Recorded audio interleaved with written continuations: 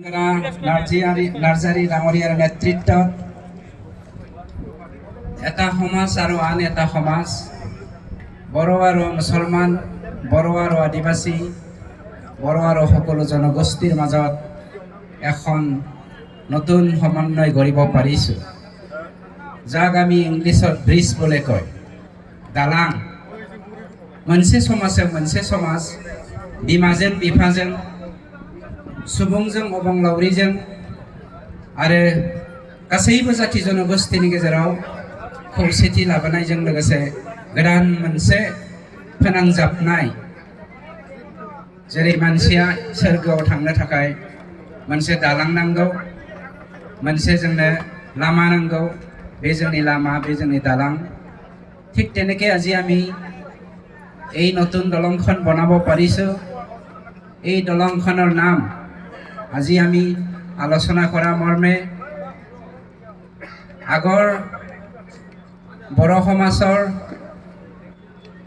Ethnic নেশ্যনেলিজম সেন্টিমেন্টৰ দ্বাৰাই NDABৰ নেতৃত্বত আমাৰ যি আন্দোলন হৈছিল, সেই আন্দোলনৰ শ্বহীদ হোৱা আমাৰ बड़ो हारिनि सासे वीर जोहोलाव, NDABनि सासे गोख्रों दैदेनगिरिमोन, बिथां डि जाब्रांनि मुङाव बे दालांखौ दिनै जोंनि सरकारा गथायनानै होनाय जाबाय।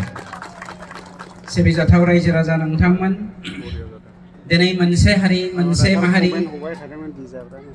था मोनथा आरो था मोनथायनि थांखि लानानै दावगालांनायाव गुबुन हारिफोरखौबो गोरबोजों गोबानानै लानायनि सम फैदों। बिमाया बिफा गैयालासेनो, न'खर गैयालासेनो मालाबाबो समाज दानो हाया। थिग बेफोरबायदिनो गंसे न'खरा न'सुंसेनि मानसिजों सोमोन्दो लाखियालासेनो माब्लाबाबो गामि दानो हाया।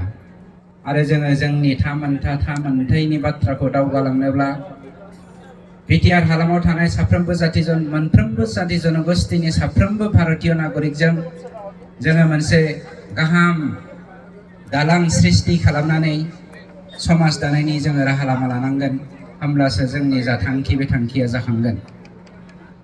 बेनिखायनो साफ्रोमबो रायजो राजा नोंथांखौ जोंनि बे साथाम दैदेनगिरि, जाय दैदेनगिरि बिथांमोना दिनै UPPL दोलोखौ रोहो रोहो खालामनायाव जेब्लायबो नांथाबनानै दङ, हारि दानायनि, माहारि दानायनि मिजिंजों जों साफ्रोमबो मानसिफोराबो बा जों साफ्रोमबो बिटिआर बासियाबो बिथांमोनजों लोगोसे थाफानानै जोंनि बिटिआरखौ शान्ति, खौसेथि, गोरोबलायनायनि गेजेरजों मोनसे गेरेमसा हारि दानायनि जा बड'फा इउएन ब्रह्मनि सिमां, बे सिमांखौ जाफुंसार होगोन होननानै मिजिं खालामनानै साफ्रोमबोनिसिम दिनैनि बे गेदेर साना উমেন ডে, আজিৰ দিনটো উমেন ডে, সেই উপলক্ষে আপোনালোক সকলোকে উমেন ডেৰ শুভেচ্ছা জ্ঞাপন কৰি মোৰ বক্তব্য সামৰিছোঁ। Thank you.